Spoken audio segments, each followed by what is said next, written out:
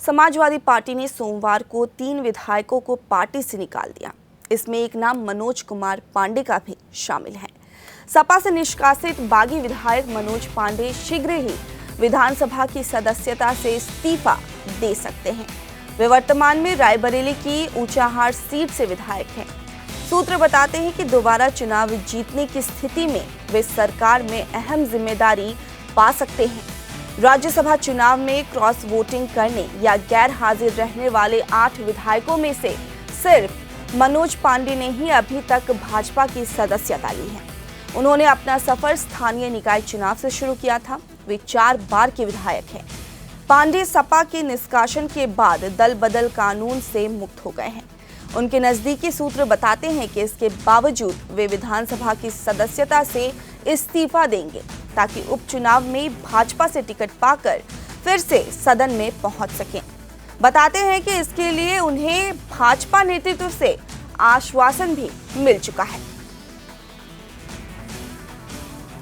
मैंने 18 जून 2024 में भारत के यशस्वी और भारतीय जनता पार्टी के और भारत के एक ऐसे गृह मंत्री जिन्होंने देश को आंतरिक सुरक्षा को मजबूत करने का काम किया है और नक्सलवाद को समाप्त करने का काम किया, उनकी अध्यक्षता में रायबरेली में एक सार्वजनिक बड़े कार्यक्रम में जिसमें 1 लाख से अधिक लोग थे, उसमें हमने समाजवादी पार्टी छोड़कर भगवान प्रभु राम की शरण में भारतीय जनता पार्टी ज्वाइन कर लिया।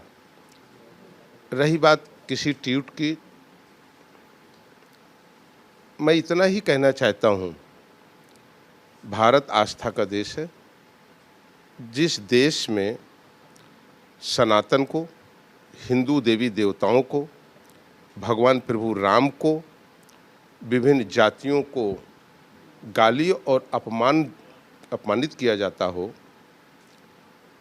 जो पार्टी अपनी खुद की मूल विचारधारा से हट करके बड़ी संख्या में अति पिछड़े, अन्य पिछड़े और दलितों के हक को मार रही हो, कुठाराघात कर रही हो, उस पार्टी को मैंने उसी दिन वहाँ पर विधिवत और सार्वजनिक रूप से छोड़ दिया था।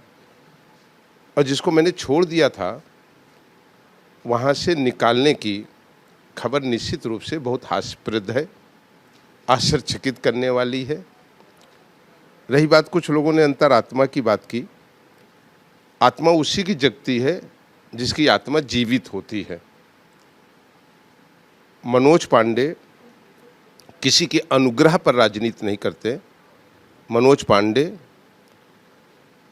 सम्मान, अधिकार और विकास और समाज के अंतिम पायदान पर खड़े हुए लोग, चाहे वो दलित भाई हों, चाहे हमारे पिछड़े भाई हों, शोषित भाई हों, उस अंतिम पायदान पर खड़े हुए व्यक्ति को सम्मान देना, उसको अधिकार दिलाना, यही मेरे राजनीति का और जीवन जीने का मूल मंत्र है, जिसको मैंने कभी न त्यागा है, न कभी छोड़ा है, न उसके बिना कोई राजनीति